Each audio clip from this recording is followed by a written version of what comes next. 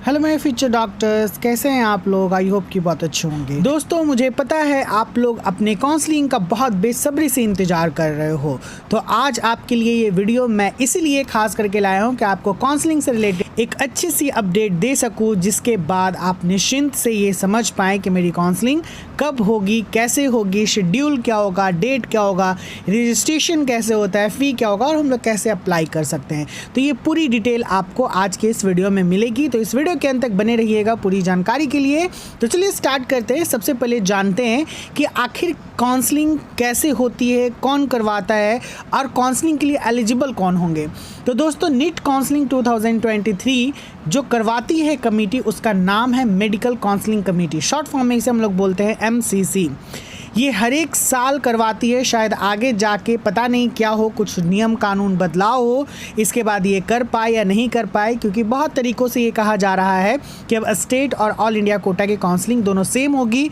कौन कमेटी करेगी, कैसे क्या होगा, NDA करवाएगी, MCC करवाएगी या एक नया बोर्ड बनेगा, वो अभी इसके बारे में कुछ नहीं पता है। लेकिन इस साल की जो काउंसलिंग आप लोगों की होगी वो MCC के थ्रू ही होगी, और इसके लिए आपको जो भी अपडेट्स मिलेंगे लेटेस्ट की, अगर आपको खुद से देखना है, ऐसे तो मैं आपको अपडेट करते ही रहता हूं, लेकिन खुद से एनी टाइम अगर आप एक्टिव हो, अगर आपको देखना है तो आपको किस लिंक पे जाना होगा। तो दोस्तों, आपको mcc.nic.in के लिंक पर जाना होगा। जैसे ही आप ये टाइप करोगे, उसके बाद इंटर क्लिक करोगे, एक पेज ओपन होगा जहां पर काउंसलिंग की सारी डिटेल आएगी। न्यू नोटिफिकेशन में आपको जाने के बाद उस न्यू नोटिफिकेशन को पढ़ना है अच्छे से और देख लेना है कि आपकी काउंसलिंग डेट कब निकल रही है। दोस्तों, मैं जानता हूँ कि आप लोग काउंसलिंग का वेट कर रहे हैं, लेकिन काउंसलिंग के लिए आपको कुछ बातों का ध्यान रखना पड़ता है, वो बहुत ज़रूरी है, क्योंकि स्टेप बाय स्टेप जब तक हम लोग फॉलो नहीं करेंगे तो हमारी काउंसलिंग कैंसिल भी की जा सकती है।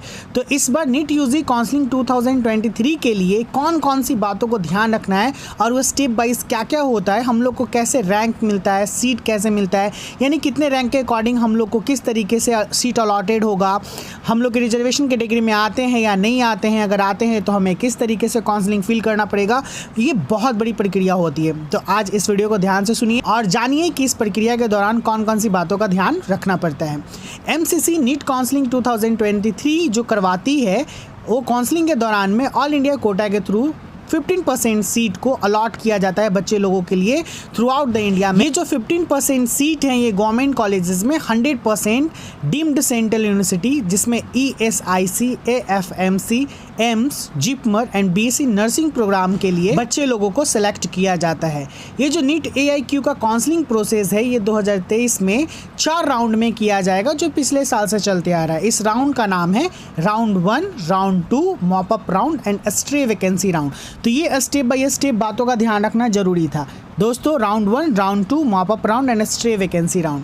नीट इंट्रेंस एग्जाम जो दे चुके हैं स्टूडेंट, हम लोग जानते हैं कि इस पर 20 लाख कैंडिडेट जो हैं वो अपीयर हुए थे, और इसमें more than 11 lakh candidate pass कर चुके हैं पासिंग नेचर से। बट इन आवर हैंड हमारे पास सीटें कितनी हैं? हमारे पास 99,313 MBBS की सीटें हैं, 27,690 BDS की सीटें हैं, 52,720 आयुष की सीटें हैं, 600 वेटनरी की सीटें हैं एंड 8 सीटें हैं। बट फ्रेंड्स, ये जो डाटा मैंने अभी बताया है, ये लेटेस्ट डाटा के अकॉर्डिंग वेरी भी कर सकता है, क्योंकि हमेशा कुछ ना कुछ सीटें जो हैं वो बदलते रहती हैं। कहीं कहीं पे कॉलेज बन जाता है तो सीटें बढ़ जाती हैं, तो डेफिनेटली ये डाटा वेरी कर सकता है। It is not a fix data, but इतनी सीटें इन हैं। ये टोटल 542 मेडिकल और 313 dental colleges, it's mean 542 it's medical and 313 इस डेंटल कॉलेजेस में सीटें अवेलेबल है। नाउ फ्रेंड्स, आपका सबसे अहम क्वेश्चन का आंसर कि हमारी काउंसलिंग कब स्टार्ट होगी नीट 2023 की।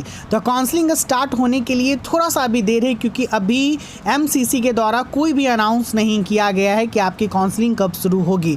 आई होप कि आपकी काउंसलिंग कल भी शुरू हो सकती है, परसों भी शुरू हो सकती है, और विद इन अ वीक के अंदर तो आपको काउंसलिंग की अपडेट मिल जाएगी डेफिनेटली। तो दोस्तों, काउंसलिंग के लिए आपको अब ज़्यादा इंतज़ार नहीं करना है, काउंसलिंग बहुत जल्द आपकी स्टार्ट होगी, even with in a week. NEET result के अनाउंस के बाद जो भी एलिजिबल कैंडिडेट हैं ये बहुत ही बेसब्री से इंतज़ार कर रहे हैं काउंसलिंग के रजिस्टर्ड करने के लिए, और काउंसलिंग के वेबसाइट पर उनको जाकर रजिस्टर्ड करना होगा। जो वेबसाइट का नाम मैंने अभी जस्ट लिया mcc.nic.in पे। जैसे ही आप इसे ओपन कीजिएगा, इस पर एक पेज ओपन होगा और एक रजिस्ट्रेशन फॉर्म ओपन होगा। उसे बहुत बारीकी से और बहुत ध्यान से भरना होगा। दोस्तों इसकी एक डेडलाइन होती है टाइम की, तो आप टाइम के रहते हुए ही अपने काउंसलिंग प्रक्रिया को पूरा कर लीजिएगा ताकि आपको कोई परेशानी ना हो आगे। जो भी एस्पायरेंट्स हैं वो सारे डिटेल, सारे इंस्ट्रक्शन को अच्छे से पढ़ लेने हैं और सारी चीज़ों को अच्छे से भर देने हैं, फिल कर देने हैं। बाकी आप लोग के लिए मैं एक ऐसा भी वीडियो बनाऊंगा जिसमें आपको काउंसलिंग से रिलेटेड कैसे इंस्ट्रक्शन होते हैं, क्या क्या होते हैं, वो सब चीज़ें मैं डाल दूंगा ताकि आपको आसानी हो और अच्छे से आप काउंसलिंग भर सको। चलिए दोस्तों अब बात करते हैं कि आखिर काउंसलिंग करवाती कौन है या कौन सी बॉडीज़ जो है वो काउंसलिंग को कंडक्ट कराती है।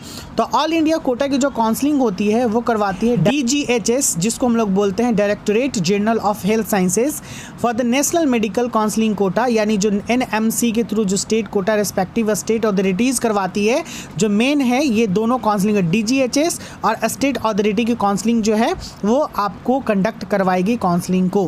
काउंसलिंग वेबसाइट के लिए मैंने ऑलरेडी बात कर रखा है कि ऑल इंडिया कोटा के लिए आपको mcc.nic.in पे जाना होगा, और स्टेट कोटा के लिए आपके स्टेट के जो भी कॉलेजेस हैं या फिर स्टेट को जो भी स्टेट से बिलोंग करते हैं उस स्टेट का अपना एक वेबसाइट होता है, उसके थ्रू आप वहाँ पर अप्लाई कर सकते हैं। जो सीट इंटेक होता है ऑल इंडिया कोटा के थ्रू 15% और 100% डीम्ड यूनिवर्सिटी या जो भी सीटें हैं जो सेंट्रल गवर्नमेंट के थ्रू दी जा रही हैं वो सब पे आपका ऑल इंडिया कोटा के थ्रू ही एडमिशन होगा।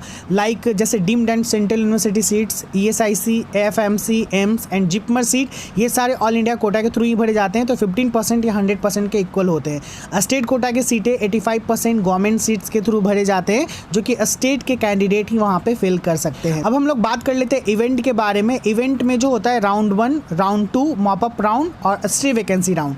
राउंड 1 के लिए आपको क्या क्या करना पड़ेगा, रजिस्ट्रेशन करना पड़ता है। रजिस्ट्रेशन के समय में फिर उसके बाद पेमेंट करना पड़ता है।